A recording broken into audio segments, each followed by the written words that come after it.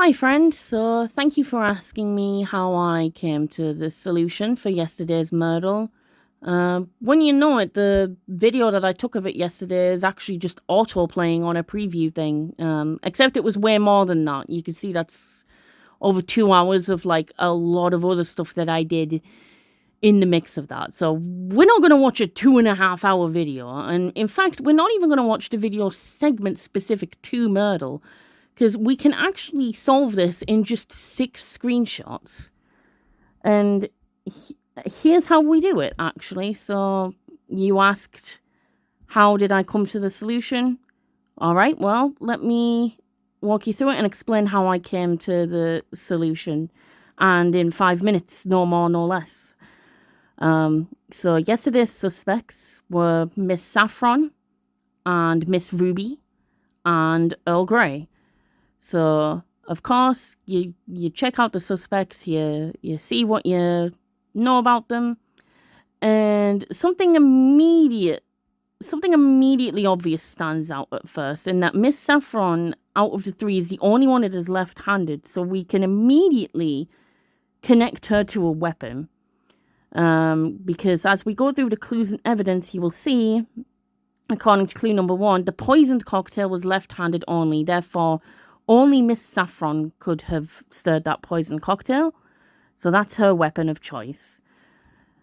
So then we go to the next clue, which says, an anonymous source that Logical trusted passed him a message that read, insert sounds of me headbutting a keyboard, because I don't want to attempt to say that. Of course, this is fully encrypted. Some days the code is just anagrams, as in it's just the actual sentence itself, but just the letters are in the wrong order in the words. Or sometimes it's fully encoded for you to decode, which it wants you to do. So you click on the decode thing there, which takes you to this page here. So you can use a Detective Club decoder ring to write a secret message. Simply type your message in below and then turn the dial, select detective code, or use both. So all you simply need to do is just turn the wheel around for each letter until it makes a sentence. If it doesn't make a sentence, then you have to press for the detective code.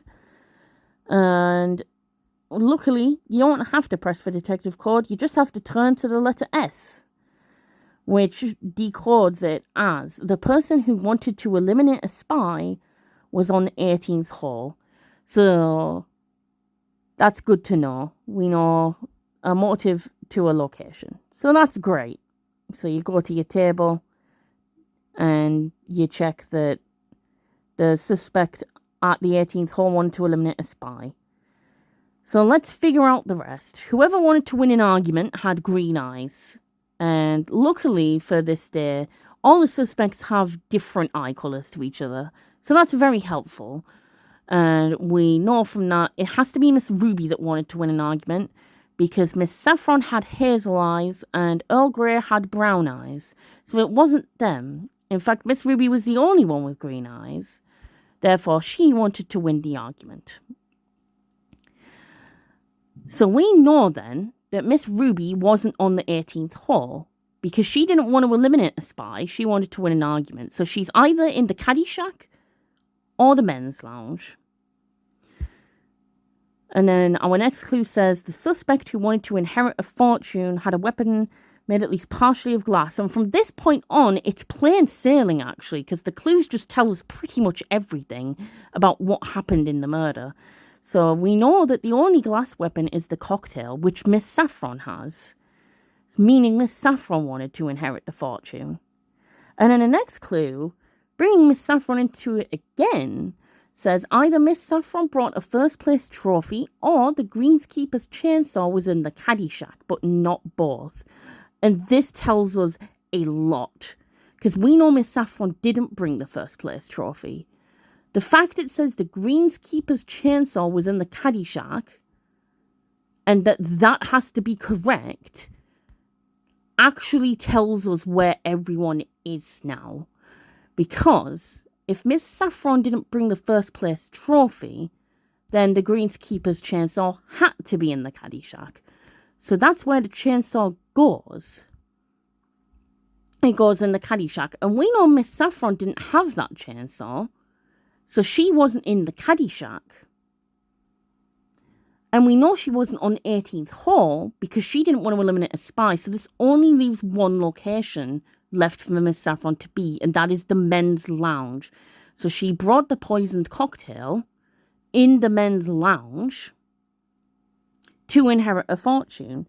And wouldn't you know, the final clue says the murder took place beside a glass of bourbon or bourbon. Choose your preference of pronunciation here. Oh no, she's guilty.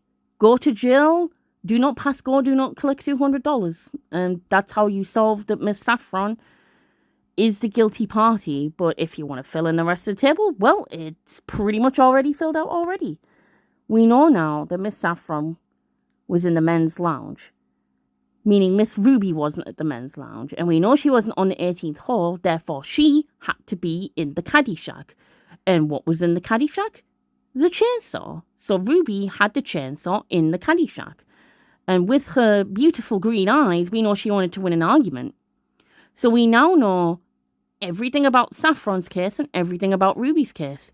So that just leaves Earl Grey with the final things. He just has all the odd ones left that haven't filled in. Meaning Earl Grey had the first place trophy at the 18th hole, and he wanted to find that spy and give him a good old bonk on the head with a trophy. And that is how you solve yesterday's case. And you determine that Earl Grey wanted to eliminate a spy at the 18th hole with the trophy.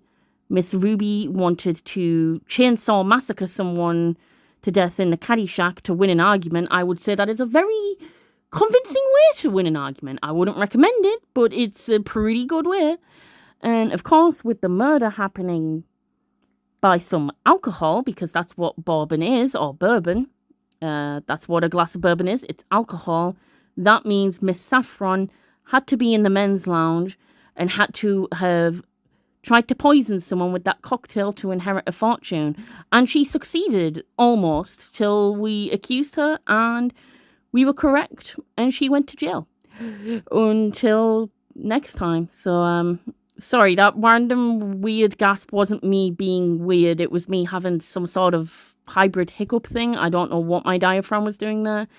But, yeah, that's how I came to the solution. So, thanks for watching. Hope you have a lovely day. Bye-bye.